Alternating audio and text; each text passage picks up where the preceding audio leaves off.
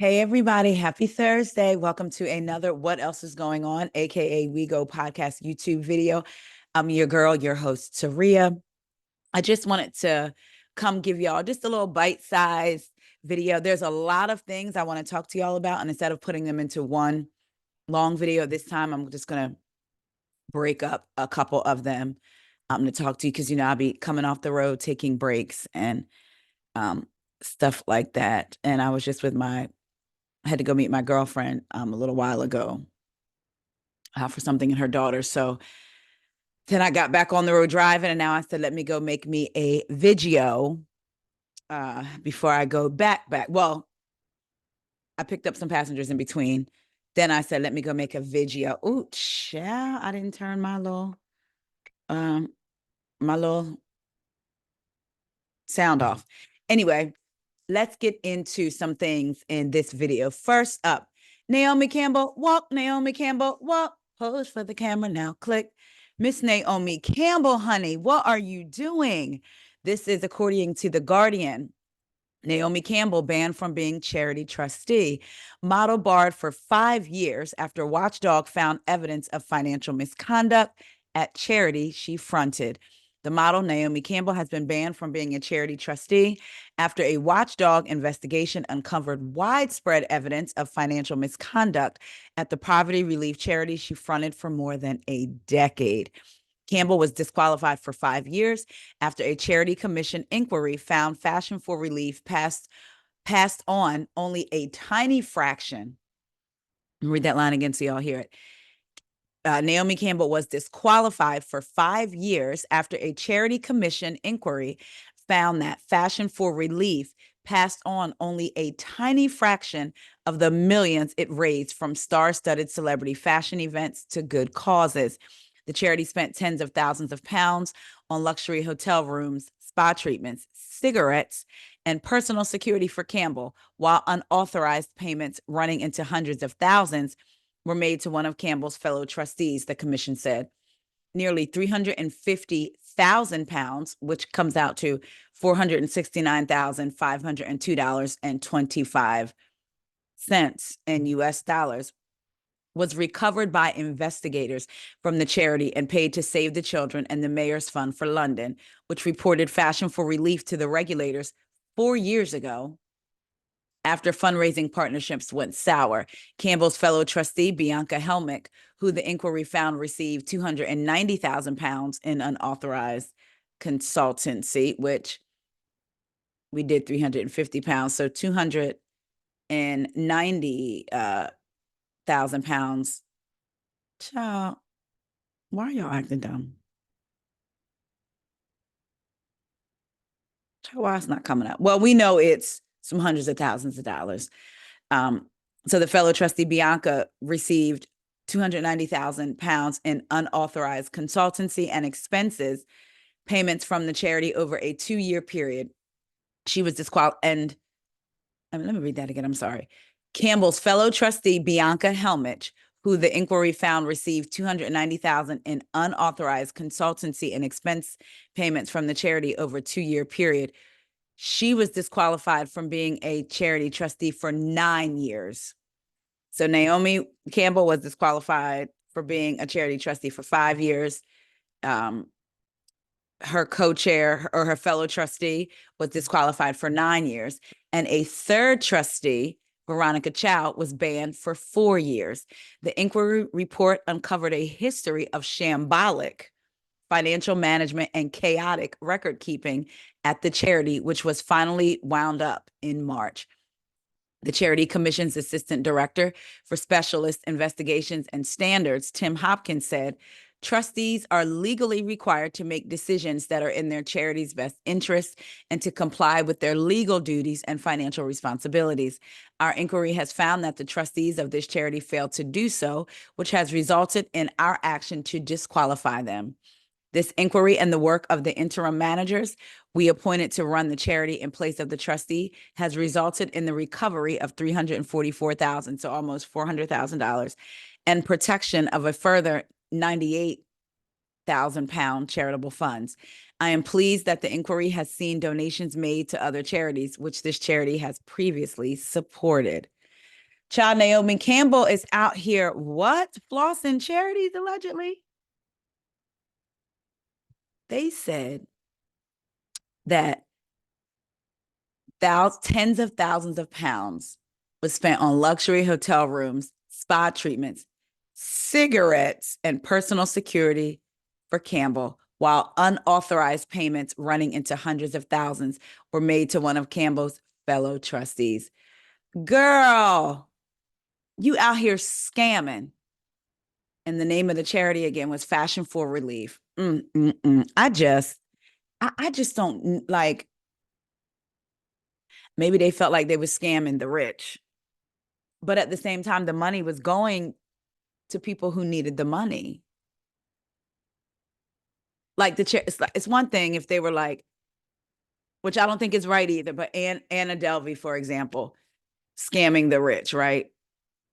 But it's like rich people were donating to this charity, but the donation was supposed to be for a good cause. And here, you're not even giving it to them. You're raising the money and using like more than half on you.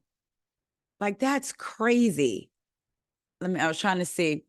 Fashion for Relief is dedicated to improving the lives of those living. I'm sorry. Fashion for Relief is dedicated to improving the lives of those living in adversity by uniting the fashion industry as a force for good. So I just wanted to get it. I just went to their website. And this is a message from Naomi. Thank you so much for taking the time to visit our website and find out more about Fashion for Relief. A grandfather and honorable mentor to me, Nelson Mandela, was my inspiration to launch Fashion for Relief.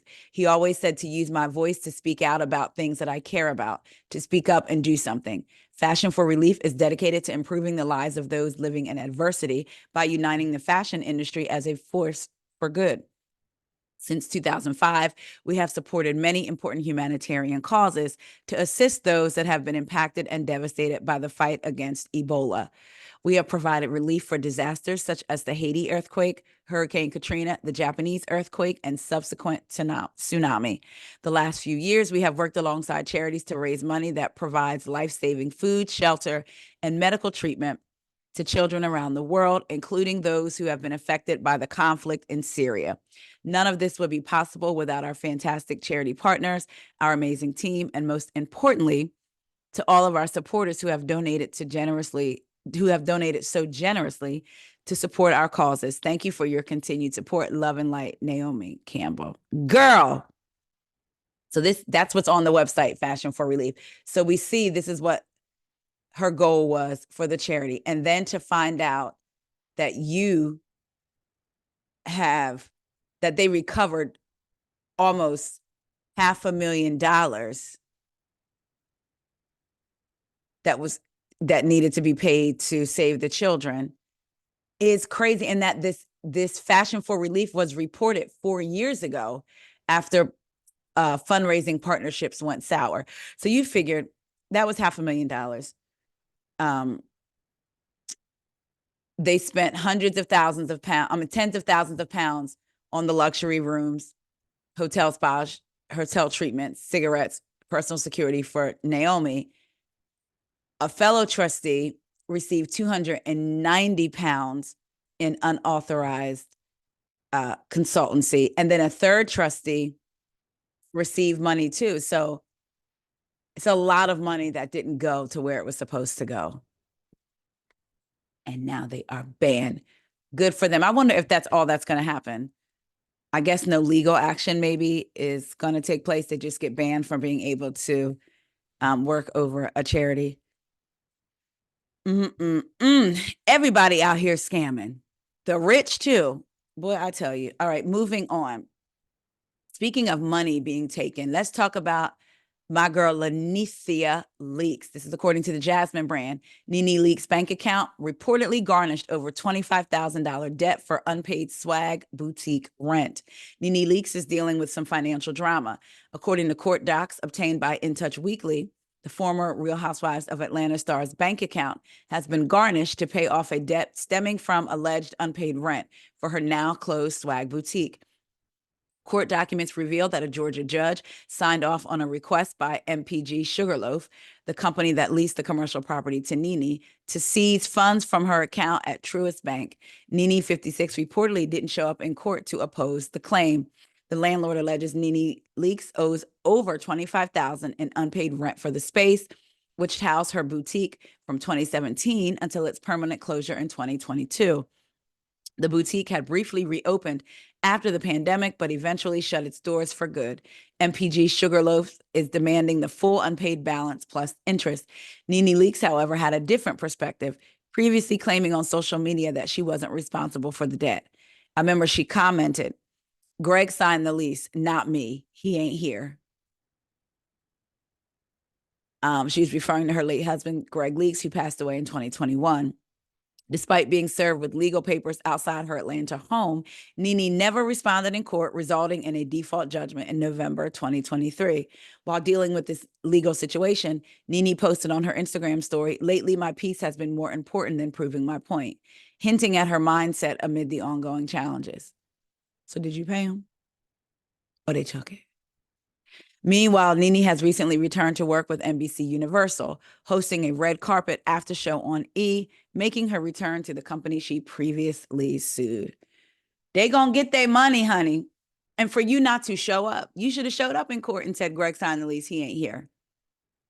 But just to ignore it, I think sometimes people, whether you're rich, poor, middle class, working, what have you, sometimes in life, people will put their head in the sand thinking that if I just put my head in the sand, not respond, things will go away. Child, things like this don't work like that. Them folks want their money.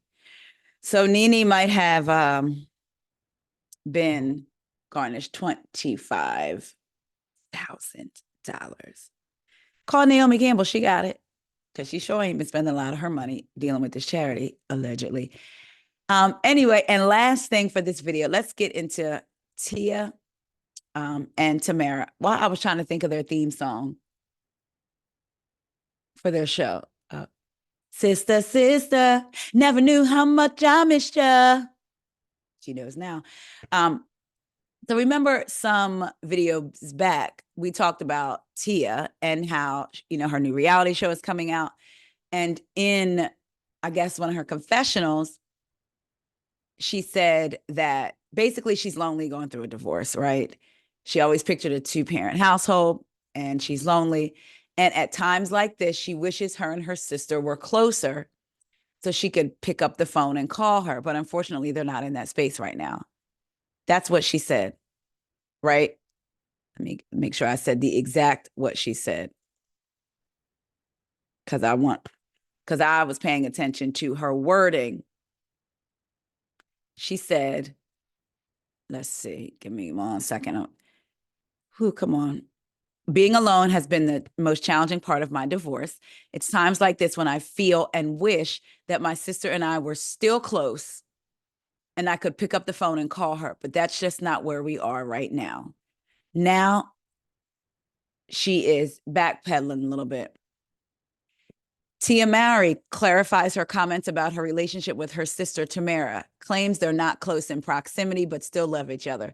"Sometimes you just want a hug and you want someone to be as accessible as they used to be." This is according to the Neighborhood Talk. Now, I remember I read an article where a source close to the family said this exact same thing. A source close to the family said that that Tia was referring to distance. So let's get into what she said.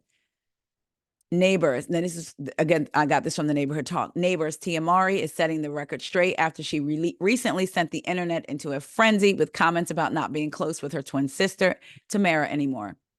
Tia claims she didn't mean it as if they're beefing, but more so they don't see each other as much due to living so far away from each other. While talking to Us Weekly about her new, or US Weekly, about her new reality show, Tia expressed how the public took her comments about Tamara out of context. Though she was not surprised that the internet ran with the narrative that her and her sister were no longer close, she decided to clear the air and speak out about what she was really trying to communicate.